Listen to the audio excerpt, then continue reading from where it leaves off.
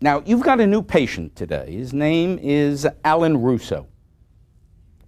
Alan Russo and his wife were frequently seen at Browser's bookstore. They were always in the travel section. Alan's 65 and she's 61, and they've just come back from their second honeymoon. They went to the Galapagos and they rode giant turtles, and they're fit as a fiddle. He's in your office, and you have spread all sorts of pamphlets out about advanced directives. What do you say to Alan?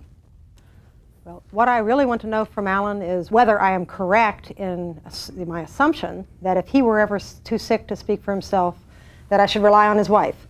And then I want him to give me a little bit of advice at that point about what kinds of things he thinks about as he faces growing old. Let him get a few things on the table.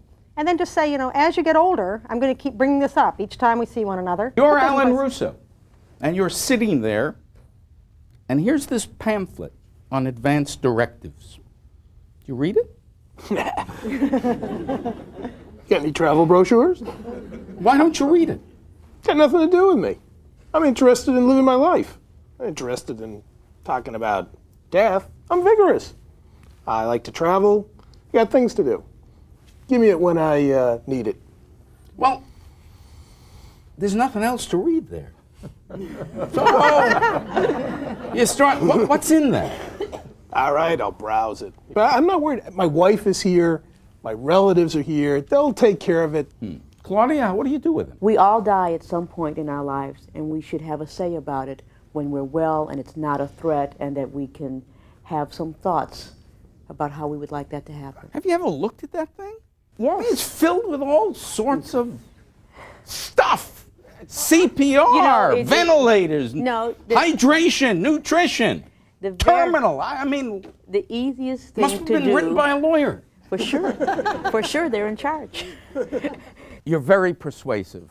You wear them out. Over time, you wear them out.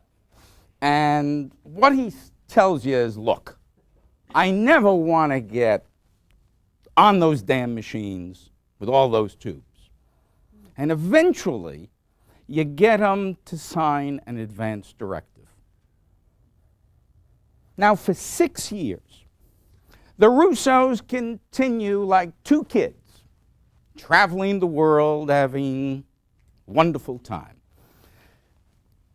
Then one autumn morning, when Alan is out back chopping wood, after which he puts on his rollerblades, and off he goes, he has a terrible stroke.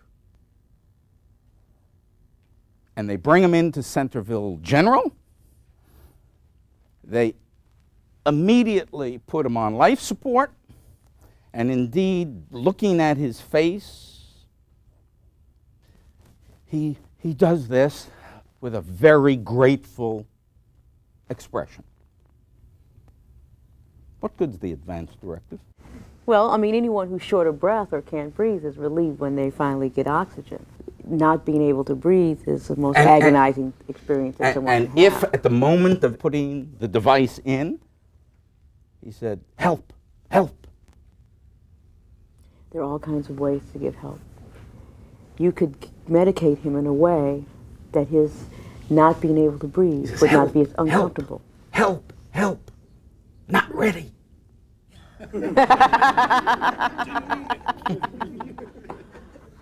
He told his wife and at least one of his children, I never want to be on those machines. That's what he told his wife. 100% of people say, oh no, I didn't mean that. I only meant if I was going to live on it for all the rest of my days, if I was going to be in a terrible condition, if I was dying anyway. I say, oh, so now we're more clear. You don't want to have this just dragged out on machinery. So this is very Talmudic, huh? You have to look at the footnotes. Very much so. Very much so. And the interpretations? Yep. What does a lawyer say about these documents? Unfortunately, many of the documents that people sign don't mean what they think they mean, and they don't reflect what patient wants. The patient means if I'm not able to recognize family and loved ones and not able to make decisions and not able to get better. But unfortunately, documents come into hospitals at all times of the day and most often the night that have these absolute statements and present tremendous problems for physicians and even more so for hospital administrators. And a confused hospital administrator is a dangerous person. He is still functioning. He can communicate. And he appoints his daughter, Antonia, as his medical surrogate. That's you. As of this morning, he's lost the ability to communicate. He's totally unresponsive. You think Dad really would not want to be on this machine, that this is what he meant. Clearly, when he said 6 years ago, I don't want to be on machines. You are another daughter, Kathy. You are 4 months pregnant. Your position is that when you walk into his hospital room, he seems to light up a little bit. And it's your conviction that Dad definitely would want to see his first grandchild. Will, you're a brother. You're not sure whether he's there or not. Your feeling is it isn't ethical to withdraw him from the machine. What do you say, Antonia? You have a document. The document makes you the surrogate. It is legal, binding, you've got the authority. What do you want to do? Guys, if he said to me once, he said to me 100 times, I don't want to be on those machines. I look at him on those machines. I know that this is what he was fearing all those years. Doctor, I want the respirator off. That's all there is to it. Now, wait a minute. I go in there and I talk to Daddy and I put his hand on my belly and I see him. I see his face change. I know he's in there. You're killing him if you do that. He'll get better. Wait, who's the person to decide, Daddy or you? He's my dad, too. Yeah, but he made this decision for himself. He designated me. He told me so many times that he didn't want to be on the machines. Who are we to take the choice away from him when he can't speak at this moment? I've heard you girls squabble all your lives. And it's always about Daddy did this and Daddy did this and who's Daddy's favorite and what. Maybe Daddy didn't want to be on the machine, but he is now. Don't we have some religious conviction, some sense that while he's there, to not put him on may have been correct, but should we really pull the plug? Can you live with that? Isn't that murder?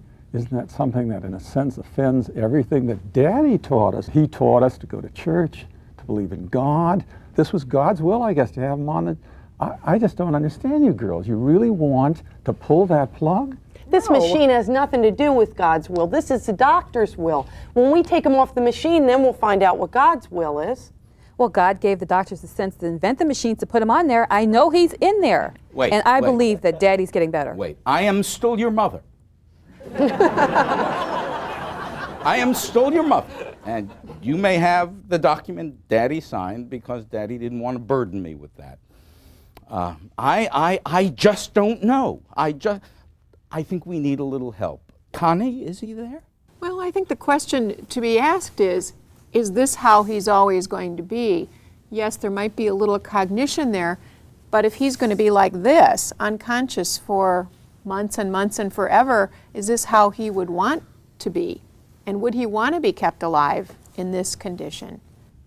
Reverend, you've always talked to the family about spirituality. Does he still have it? While he's breathing, Yes. he still have it. What's a mother to do, Rabbi? I think morally we are not permitted to pull the plug. The man has life. The man may come out of his coma, as so many do. And who are we to act God? I think you can withhold it. Are we back in the miracle business? No, not a miracle business. But people do come out of comas. What do you want to do? somebody asked me if my father's breathing. My father isn't breathing. A machine is breathing. A machine is inflating and deflating his lungs. You could do this to a person probably an hour or two after they were dead. This is exactly what he feared, living in this condition. I want this machine stopped. He's being tortured. You know, you've convinced me. I think you're right. I don't think it's God that's keeping him alive. I think it's modern technology, the machinery. You're right. His heart is beating. He is still there. He responds to me. Maybe he didn't like you. Maybe that's why he doesn't respond to you. He responds to me. He knows I need him. And I need him, and I want him here. Dr. And you're Byock, killing him. Let's assume that Antonia, despite dissents from within the family, she has the legal authority, and she says, here is my surrogacy. I want you to unplug my father right now. My answer is, I will support your surrogacy and do what you ask for, but not this moment. Here's the piece of paper. Unplug him. I'm not a mechanic here, I'm a physician, and my focus is not only on the heart and the lungs and the dials on these machines, it's in acknowledging the human experience that's taking place here. This is a critical experience for your family, probably the most important thing that's ever happened in your family since your birth and your brother and sister's birth. I have to have a sense that all people's values and their stake in this, because they have a stake in this too, are being heard here. Let's suppose a doctor agrees to do it. You think that's a decision that should come up to the ethics committee or hospital council? No, I don't think this should go to the ethics committee. I think that the doctor should respond to this spokesperson for the patient and should set a plan. Maybe not this moment, but in 48 hours, I will make one more attempt to talk with your family because I don't want them to suffer, but then I will do it because in fact it's what your father wanted and you're his representative. And yes, I will plan to do that. Give me 48 hours to work it out. Well, fortunately, in the midst of the 48 hours, Kathy has an unbelievably vivid dream. And Dad comes to her in the dream and says, I'd like to be released from my earthly body. That instantly brings uniformity, and the machinery is withdrawn.